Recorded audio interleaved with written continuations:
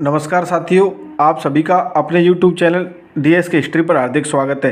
तो साथियों, आज स्कूल व्याख्याता प्रथम प्रश्न पत्र यानी जीके के प्रश्न पत्रों के बारे में बात करेंगे।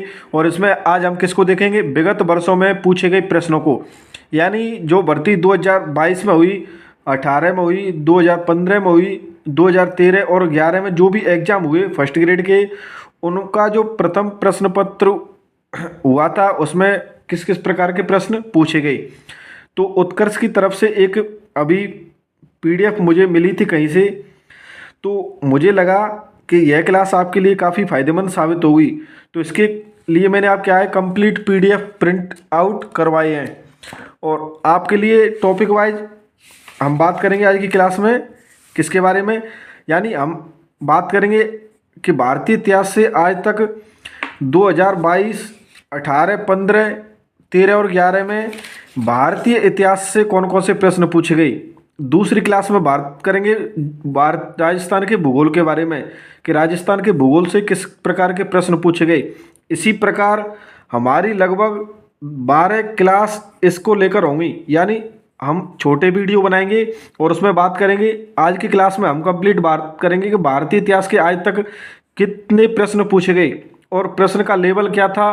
अगर आपको यह पता चलेगा कि इस प्रकार के प्रश्न पूछे गए, तो आप जो भी पुस्तक या जो भी स्टडी मटेरियल फॉलो कर रहे हो, तो आपको पता चलेगा कि हमें क्या पढ़ना और क्या छोड़ना है, यानी हमें किस प्रकार सेलेक्टिव पढ़कर अच्छी तैयारी करनी होगी। तो आज अपनी किसको लेकर क्लास है?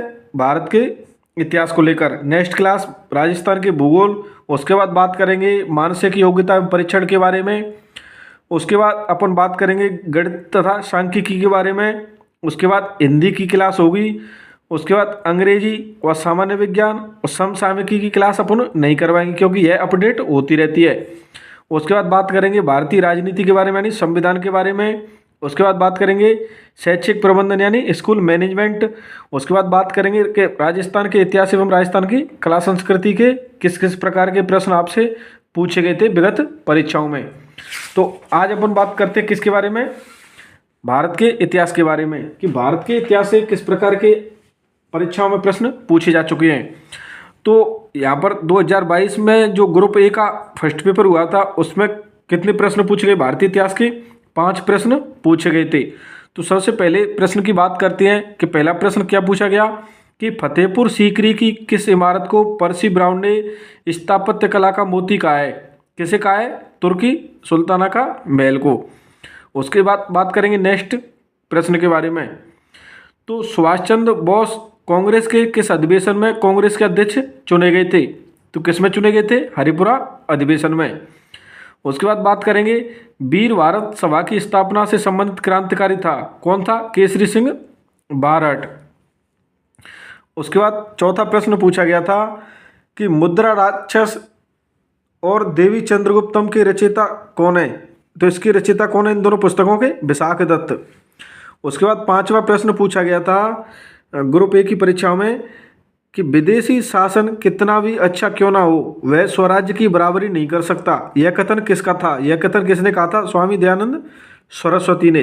तो 2022 में जो ग्रुप ए की परीक्षा हुई थी उसमें 5 प्रश्न पूछे गए थे, यानी 2022 में जो परीक्षा हुई थी उनके 3 फर्स्ट पेपर हुए थे, यानी सब्जेक्ट के अनुसार। तो ग्रुप ए के कितने प्रश्न की बात की? 5 प्रश्नों की। अब आपको इससे आइडिया हो गया होगा कि हमसे किस प्रकार के प्रश्न पूछे जा सकते हैं। तो 2022 में जो ग्रुप बी में कितने प्रश्न पूछे गए थे? इसमें भी भारतीय इतिहास के 5 प्रश्न पूछे गए थे। तो पहला प्रश्न इसमें क्या पूछा गया था कि पिछले हजारों वर्षों में भारत में तानसेन जैसा संगीतज्ञ पैदा नहीं हुआ, यह किसने कहा? तो यह किसके द्वारा कहा गया? अबुल फजल के द्वारा। तो साथियों, इससे आपको क्या होगा कि एक तो आपको फर्स्ट पेपर की कोई बुकलेट नहीं खरीदनी होगी, यानी इससे आपका 100-150 रुपये का सीधा सीधा फ़ायदा हो जाएगा। और आप इस वीडियो के माध्यम से देखोगे तो आपको सीधा सीधा याद भी हो जाएगा। यानी आपको क्या है, अब इधर उधर कई लोग तो क्या है मार्केट में नहीं है, ग्रामीण परिवेश से हैं, गाँव में रहते हैं, तो वह बाज़ार जाएंगे, इतना किसी के पास टाइम भी नहीं होता। कई महिलाएँ हैं जो घर से नहीं जा सकती और उन पर कई पाबंदियां भी हैं कि वे अकेले बाज़ार नहीं जा सकती। तो उनके लिए यह वीडियो काफ़ी फ़ायदेमंद साबित हो रहा होगा। अगर आपको यह वीडियो अच्छा लग रहा हो तो प्लीज़ चैनल को सभी सब्सक्राइब कर दें और सभी साथियों के साथ शेयर करें। और वीडियो को लाइक करें और कमेंट कर कर जरूर बताएं कि आपको यह क्लास कैसी लगी। दूसरा प्रश्न पूछा गया था ग्रुप बी में कि हिंद स्वराज के लेखक कौन थे। तो हिंद स्वराज किसकी पुस्तक है? महात्मा गांधी की। बात करते हैं अगले प्रश्न के बारे में। प्रश्न पूछा गया था कि निम्न इमारतों में से मुगल बादशाह बाबर द्वारा निर्मित इमारतें हैं तो कौन कौन सी हैं?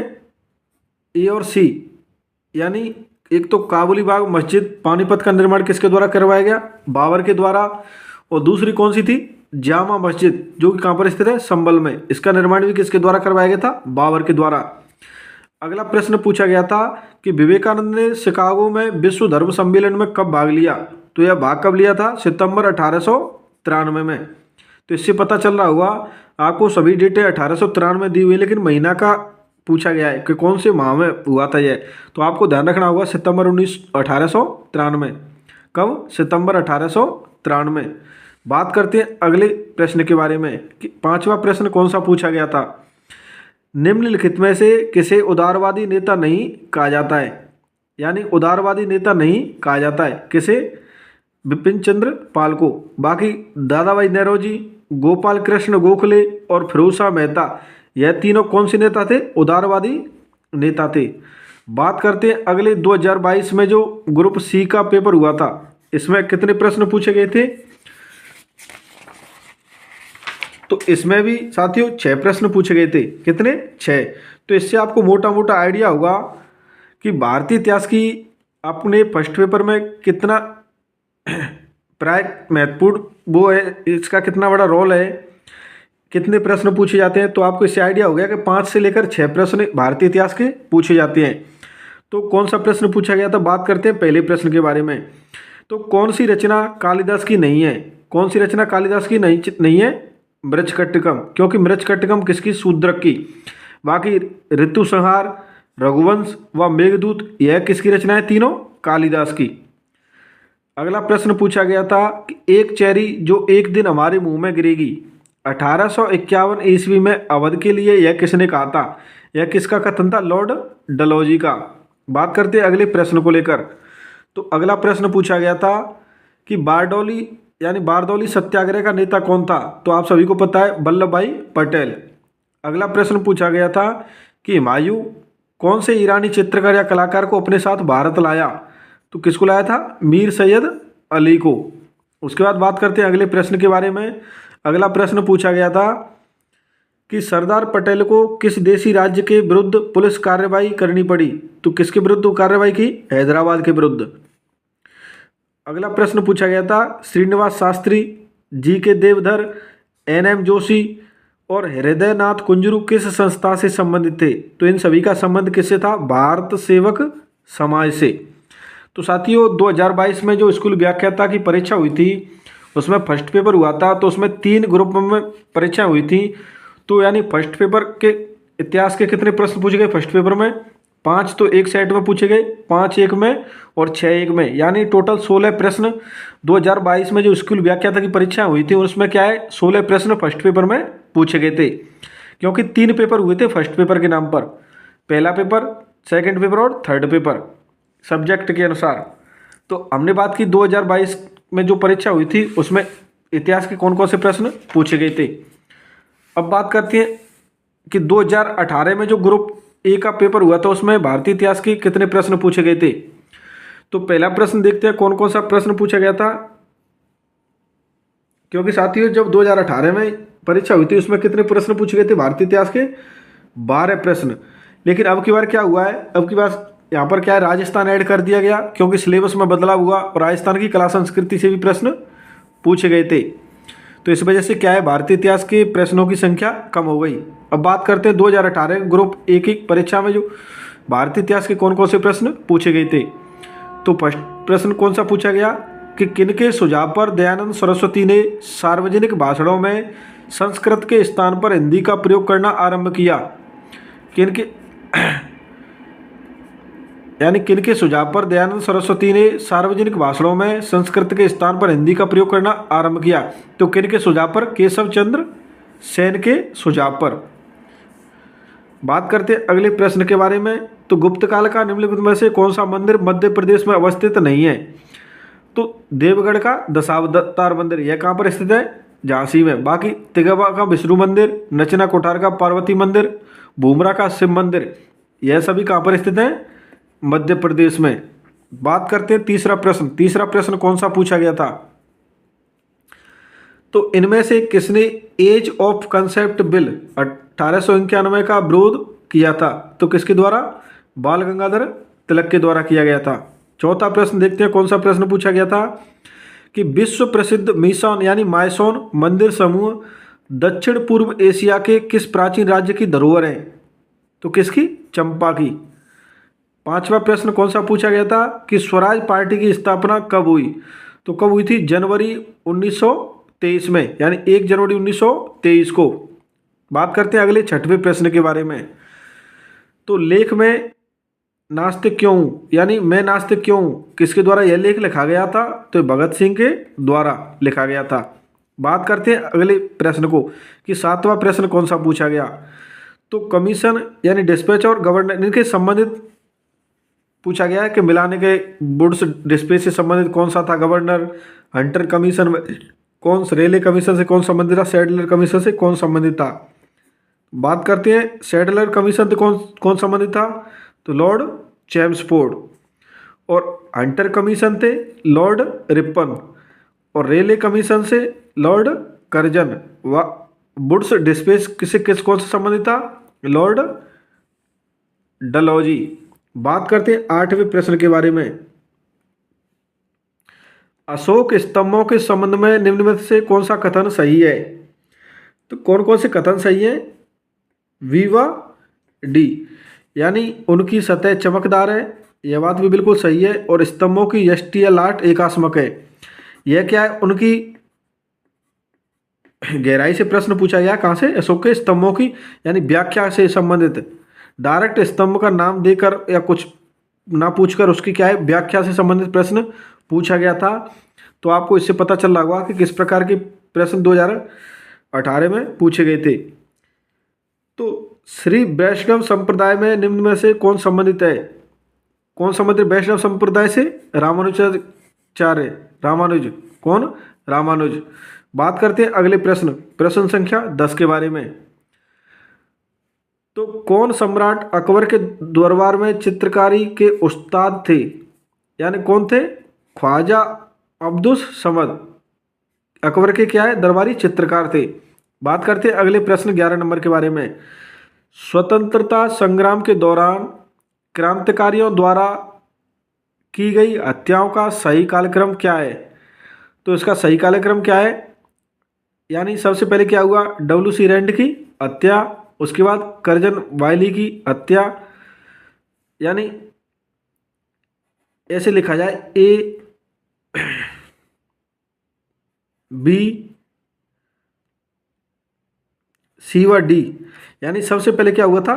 WC रैंड की हत्या, उसके बाद हुआ था सर कार्जन वायली की हत्या, उसके बाद AMT जैक्सन की हत्या, और सबसे लास्ट में JP सैंडर्स की हत्या। यानी इन सभी के आपको डेट याद हो गई तभी यह सभी प्रश्न आप सॉल्व कर सकते थे।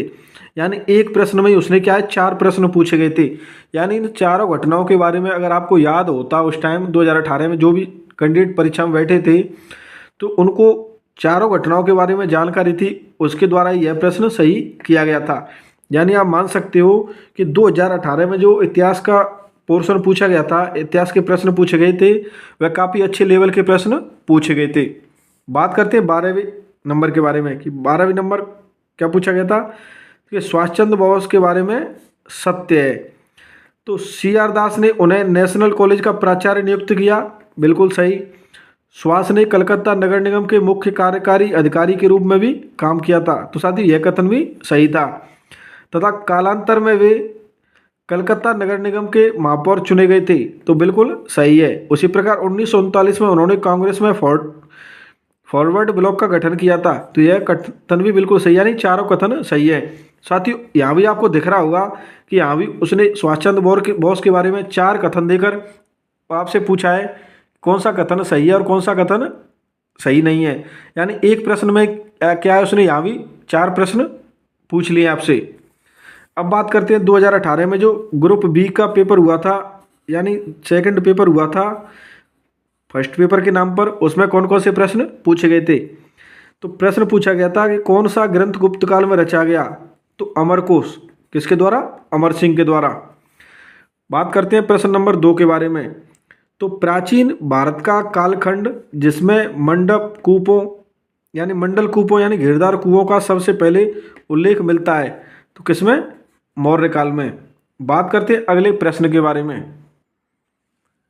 तीसरा प्रश्न पूछा गया था कि नालंदा महाविहार के संबंध में अधोलिखित कथनों पर विचार कीजिए।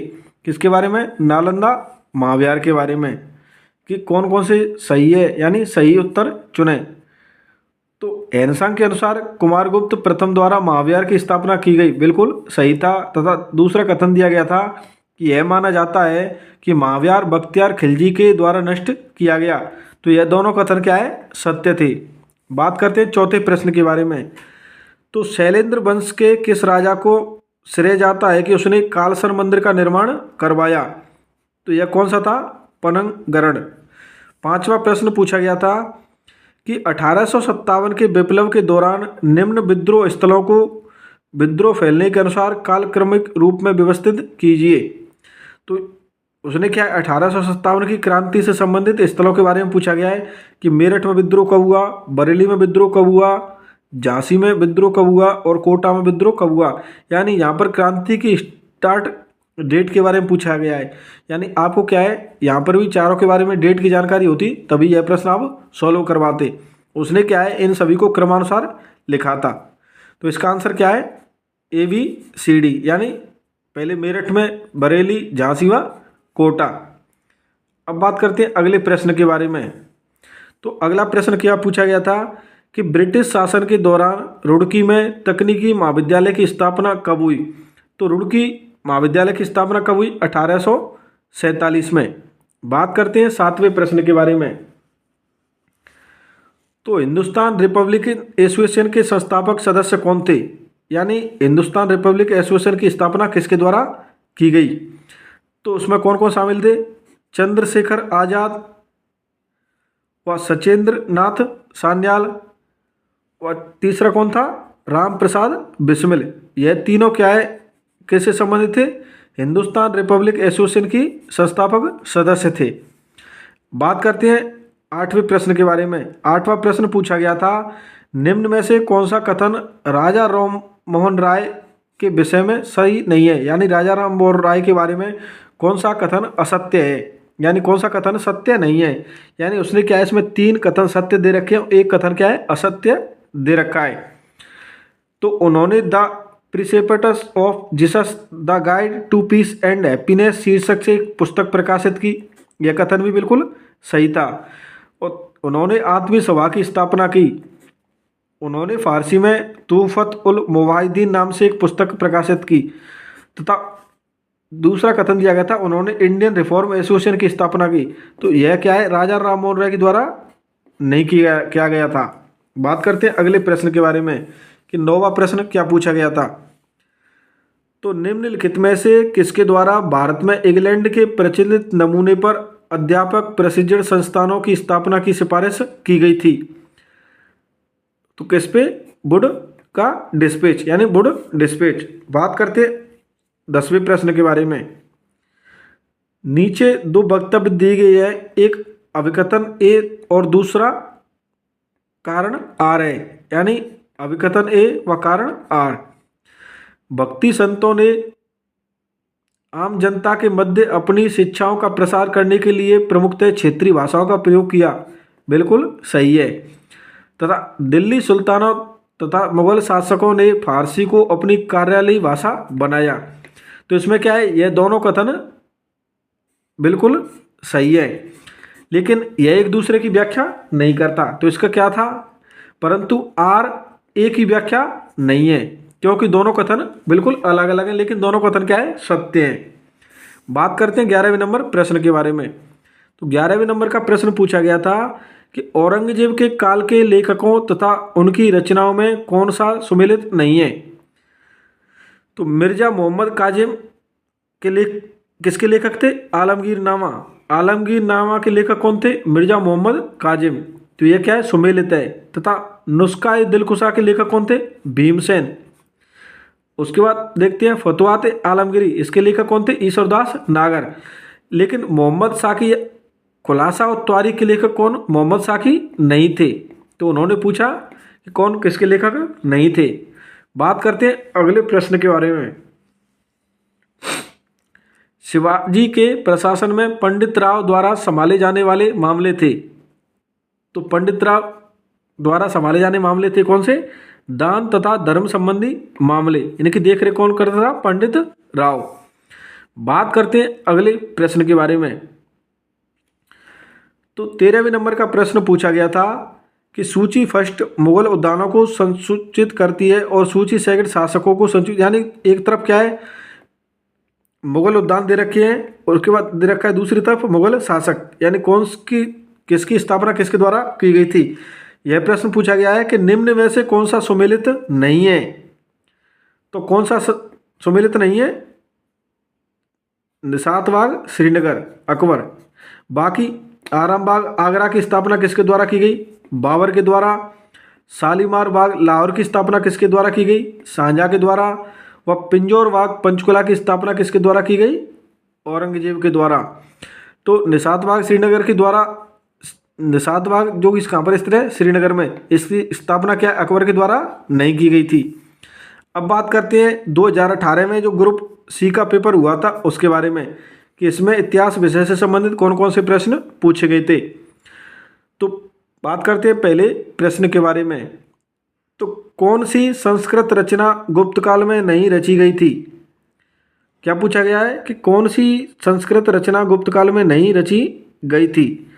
तो कामसूत्र गुप्त काल में रची गई थी, कामंदक नीति शास्त्र गुप्त काल में रची गई थी, व ऋतु संहार गुप्त काल में रची गई थी। लेकिन विक्रमांक देव चरित्र इसकी रचना गुप्त काल में नहीं की गई थी।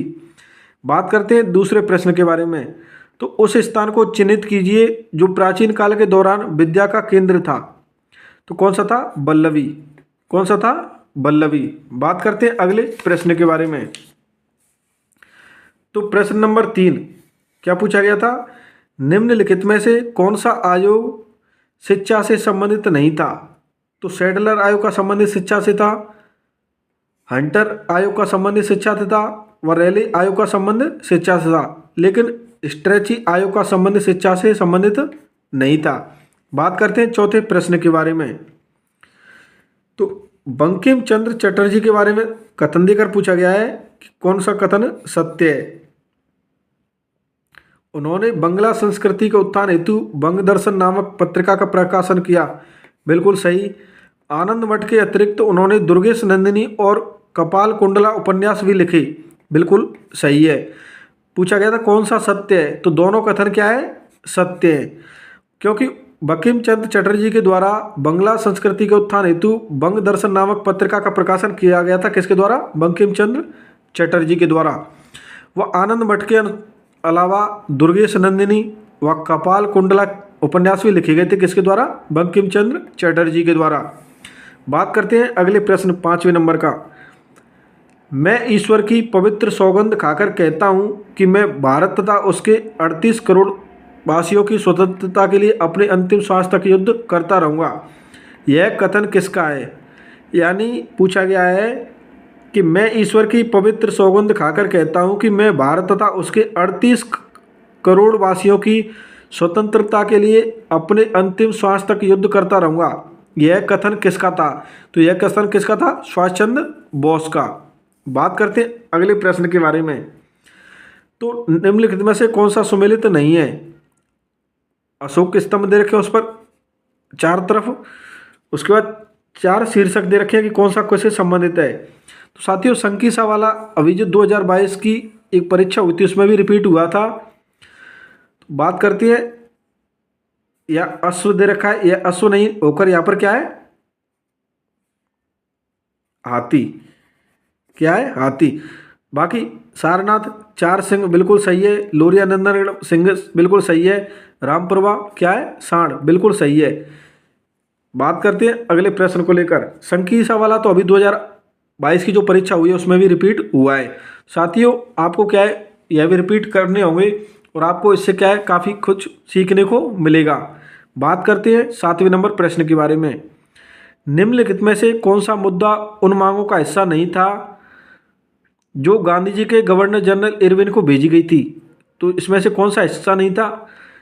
ये वाला, भारत को पूर्ण आंतरिक स्वायत्तता, इसकी मांग गांधी जी के द्वारा नहीं की गई थी। बाकी नमक कर का उन्मूलन, संपूर्ण मद्य निषेध, भूमि कर में 50% की कमी, यह उन मांगों में शामिल थे जो कि गांधी जी के द्वारा क्या है गवर्नर जनरल इरविन को भेजी गई थी। बात करते हैं अगले प्रश्न 8 नंबर के बारे में।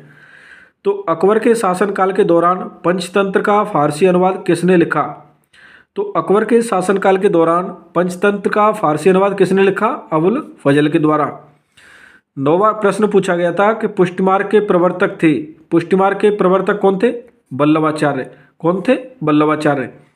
बात करते हैं प्रश्न नंबर 10 के बारे में। कहाँ और कब आर्य समाज की स्थापना हुई?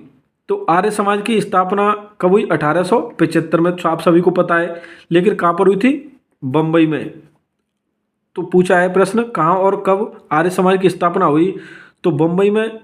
कब हुई स्थापना? 1875 में। बात करते हैं अगले प्रश्न को लेकर, 11वें नंबर के प्रश्न को लेकर बात करते हैं। तो प्रश्न पूछा गया कि निम्नलिखित में से कौन सा मुगल वास्तुकला में दोहरे गुंबद का सबसे प्रारंभिक उदाहरण माना जाता है? तो कौन सा? हुमायूं का मकबरा, दिल्ली। अब बात करते हैं कि स्कूल व्याख्याता का 2015 में जो पेपर हुआ था उसमें फर्स्ट पेपर में भारतीय इतिहास के कौन से प्रश्न पूछे गए थे? तो बात करते हैं 2015 के पेपर के बारे में। तो 15 में पेपर हुआ तो उसमें पहला प्रश्न पूछा गया था कि किस वायसराय के कार्यकाल में आईएनए मुकदमा चलाया गया? तो उस समय वायसराय कौन था? बेवेल। बात करते हैं दूसरे नंबर प्रश्न के बारे में। तो निम्नलिखित में से कांग्रेस के किस अधिवेशन की अध्यक्षता सुभाष चंद्र बोस ने की थी? तो किसके? हरिपुरा। यह प्रश्न भी रिपीट हुआ था, तो आपको पता चल रहा होगा कि प्रश्न कितने रिपीट होते हैं। संकिसा वाला रिपीट हुआ, सुभाष चंद्र बोस के अधिवेशन की अध्यक्षता की हरिपुरा की, यह प्रश्न भी रिपीट हुआ था। और कौन सा कथन, या तीसरा प्रश्न पूछा गया था निम्नलिखित में से कौन सा कथन भारत छोड़ो आंदोलन के विषय में असत्य है? तो यह क्रिप्स इंडिया मिशन की असफलता के बाद आरंभ किया गया, बिल्कुल सही है। अनेक जिलों में स्वतंत्र सरकारों की स्थापना की, बिल्कुल सही है। कांग्रेस के समाजवादी दल के सदस्यों ने भूमिगत प्रतिरोध जारी रखा, बिल्कुल सही है। लेकिन जेल में रहते हुए गांधी जी ने इस आंदोलन का नेतृत्व किया, यह कथन बिल्कुल असत्य है, क्योंकि गांधी जी जेल में थे तब गांधी जी के द्वारा नेतृत्व न करके अन्य क्रांतिकारियों के द्वारा भारत छोड़ो आंदोलन का नेतृत्व किया गया था। तो साथियों यह प्रश्न भी परीक्षा में रिपीट हुआ था, तो आपको पता चल रहा होगा कि प्रश्न कितने रिपीट होते हैं और पुराने प्रश्नों को देखने का कितना अच्छा फायदा है। यानी बारदौली सत्याग्रह के संबंधित प्रश्न 2015 में पूछा, और बारदौली सत्याग्रह का नेता कौन था? सरदार वल्लभ भाई पटेल, यह प्रश्न 2022 में पूछा। यानी आपको पता चल गया कि 2022 में यानी 15 में कौन सा प्रश्न पूछा गया? बारदौली सत्याग्रह से। अगर आपने बारदौली सत्याग्रह पढ़ लिया होता 2022 में जिन्होंने भी परीक्षाएं दी हमारे साथ, उन लोगों में से, तो उनका प्रश्न गलत नहीं होता। तो आपको इससे क्या है एक मोटा मोटा आइडिया हो जाएगा। जैसे भारत छोड़ो आंदोलन के बारे में प्रश्न पूछा गया तो उनको भारत छोड़ो आंदोलन कंप्लीट करना है, बारदौली सत्याग्रह कंप्लीट करना था तो बारदौली सत्याग्रह से भी प्रश्न रिपीट हुआ, भारत छोड़ो आंदोलन से भी प्रश्न रिपीट हुआ, कांग्रेस के अधिवेशनों से भी प्रश्न रिपीट हुआ। उसके बाद बात करते हैं ऐसी प्रकार के बारे में, प्रश्नों के बारे में कि किस प्रकार के प्रश्न रिपीट होते हैं। तो आपको पता ही चल गया होगा कि फर्स्ट पेपर में भी जो इतिहास से संबंधित प्रश्न पूछे जाते हैं वह भी रिपीट होने का काम करते हैं। बात करते हैं 5वें नंबर प्रश्न के बारे में, यानी 4 नंबर के बारे में बात कर रहे थे। 4 नंबर बारदौली सत्याग्रह किए जाने का कारण था, क्या कारण था? बढ़ी हुई लगानों का, दरों का प्रतिरोध। तो बारदौली सत्याग्रह का नेता कौन था? सरदार पटेल। बात करते हैं 5वें नंबर प्रश्न के बारे में। तो असहयोग आंदोलन के विषय में निम्नलिखित में से कौन सा कथन असत्य है? तो यह एक जन आंदोलन था, यानी कौन सा? असहयोग आंदोलन के बारे में पूछा गया कौन सा असत्य था? तो यह एक जन आंदोलन था, बिल्कुल सत्य है।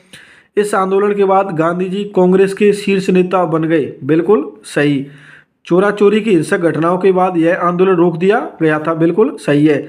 जबकि इस आंदोलन को वापस लिए जाने के कारण कांग्रेस का विभाजन हो गया, बिल्कुल गलत। तो आपको पता चल गया कौन सा कथन असत्य है, सी। छठवां प्रश्न पूछा गया था, निम्नलिखित में से कौन सा युग्म सुमेलित नहीं है। तो रैदास क्या है, निर्गुण भक्ति के संत थे, बिल्कुल सही है। नानक निर्गुण के संत थे, बिल्कुल सही है।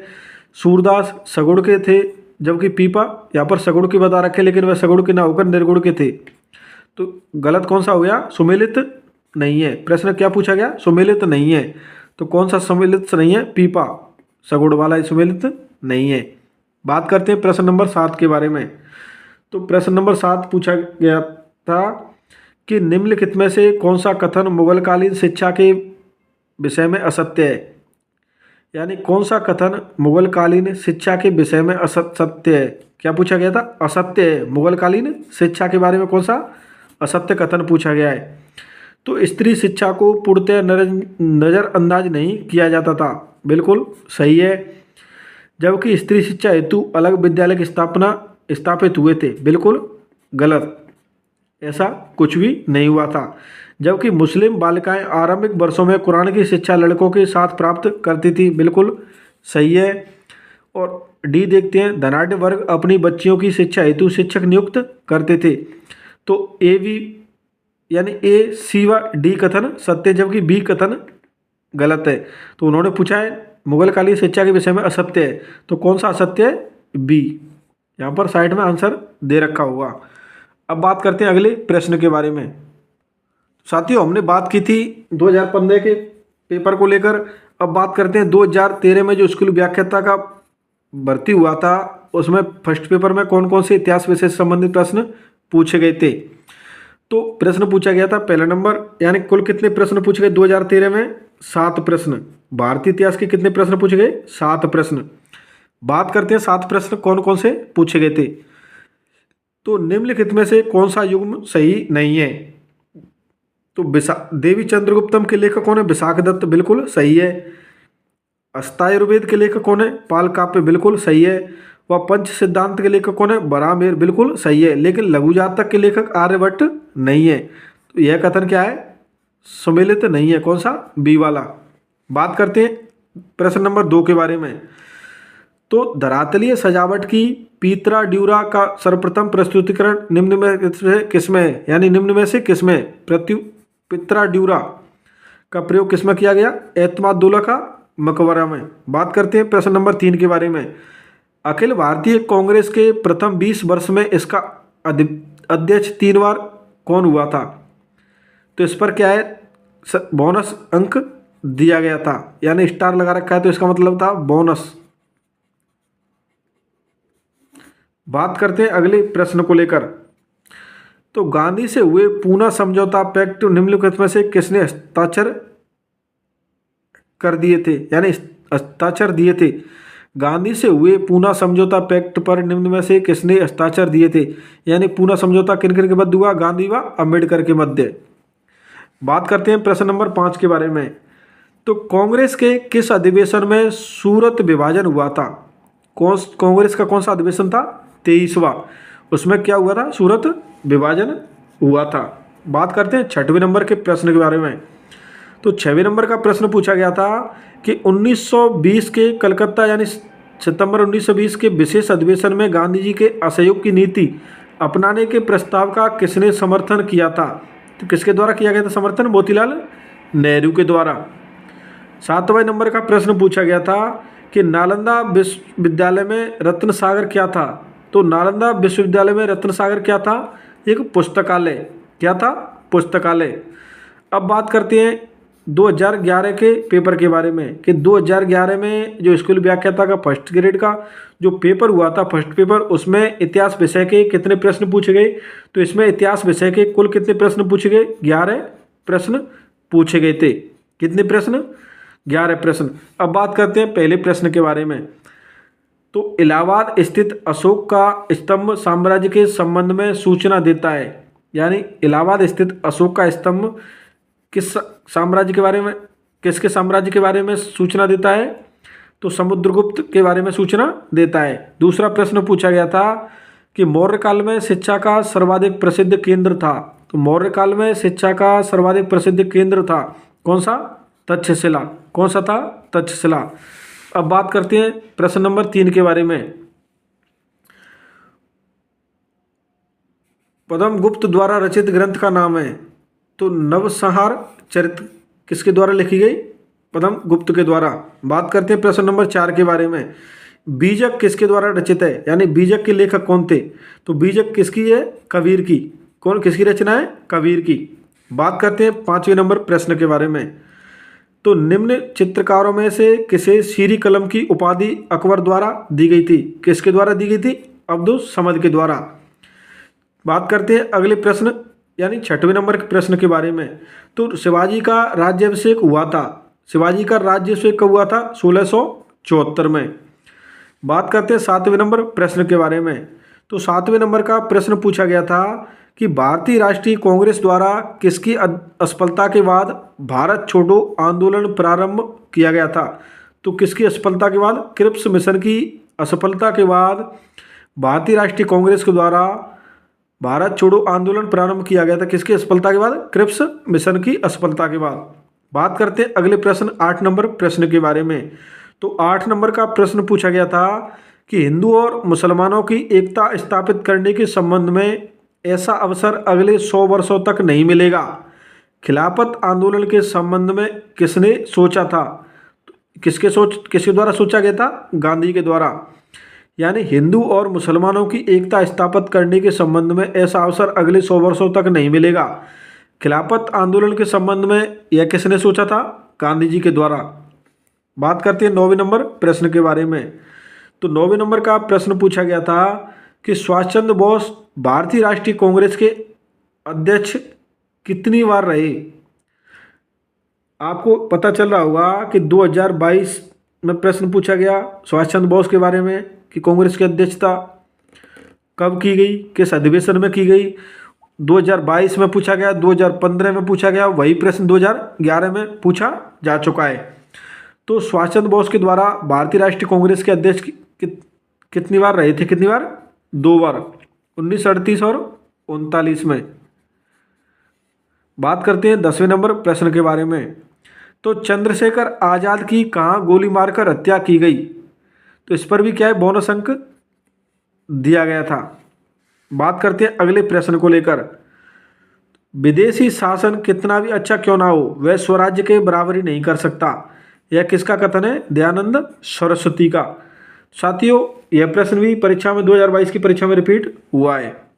अब बात करते हैं कि हमने भारतीय इतिहास के कितने प्रश्न सॉल्व किए हैं। तो साथियों, आपको मैं बताना चाहूँगा लास्ट में कि हमने 2022 के फर्स्ट पेपर को देखा कि इसमें इतिहास के कितने प्रश्न पूछे गए, 2018 के फर्स्ट पेपर को देखा, 2015 के फर्स्ट पेपर को देखा, 2013 के फर्स्ट पेपर को देखा तथा 2011 के फर्स्ट पेपर को देखा। तो 2022 में फर्स्ट पेपर के नाम पर कितनी परीक्षा हुए थे? 3 पेपर, यानी सब्जेक्ट को 3 पार्टों में बांटा गया था, 3 ग्रुपों में, और सब्जेक्टों के अनुसार 3 पेपर हुए थे फर्स्ट पेपर के नाम पर। तो जो ग्रुप ए हुआ था उसमें कितने प्रश्न पूछे गए थे? भारतीय इतिहास के 5 प्रश्न, तथा ग्रुप बी में कितने पूछे गए? 5 प्रश्न, तथा तीसरा पेपर हुआ था सी, उसमें 6 प्रश्न पूछे गए। यानी 2022 में कितने पेपर हुए? फर्स्ट पेपर 3, कुल कितने प्रश्न पूछे गए थे? 16 प्रश्न। 18 में भी 3 फर्स्ट पेपर हुए थे, यानी 3 ग्रुपों में बांट कर परीक्षा ली थी। तो फर्स्ट पेपर 12 प्रश्न पूछे गए थे ग्रुप ए में, बी ग्रुप में पूछे गए थे 13 प्रश्न, सी में कितने प्रश्न पूछे गए थे? 11 प्रश्न। तो आपको पता होगा 2015 में कितने प्रश्न पूछे गए? 7 प्रश्न, तथा 2013 में कितने प्रश्न पूछे गए? भारतीय इतिहास के 7 प्रश्न। और 2011 में कितने प्रश्न पूछे गए? 11 प्रश्न। अब बात करते हैं कुल कितने प्रश्न पूछे गए अब तक के स्कूल व्याख्याता के फर्स्ट पेपर के भारतीय इतिहास में के कितने प्रश्न पूछे गए, यानी इतिहास सब्जेक्ट के फर्स्ट पेपर में स्कूल व्याख्याता में कितने प्रश्न पूछे गए थे। तो इन सभी को काउंट करता हूँ तो 16 और बार कितने हुए? 28, 28 3 31 10 41, 41 और 14 कितने हुए?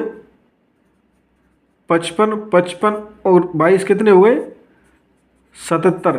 यानी अब तक कितने भारतीय इतिहास के कितने प्रश्न पूछे जा चुके हैं? 77 प्रश्न। कितने प्रश्न पूछे जा चुके हैं? 77 प्रश्न। तो आज हमने क्या है 77 प्रश्नों को सॉल्व किया है। उम्मीद करता हूँ आपको यह क्लास काफ़ी अच्छी लगी होगी। अगर आपको अच्छी लगी हो तो आप सभी कमेंट बॉक्स में ज़रूर कमेंट करना। मिलते हैं नेक्स्ट क्लास के साथ, नेक्स्ट विषय को लेकर। तब तक के लिए धन्यवाद।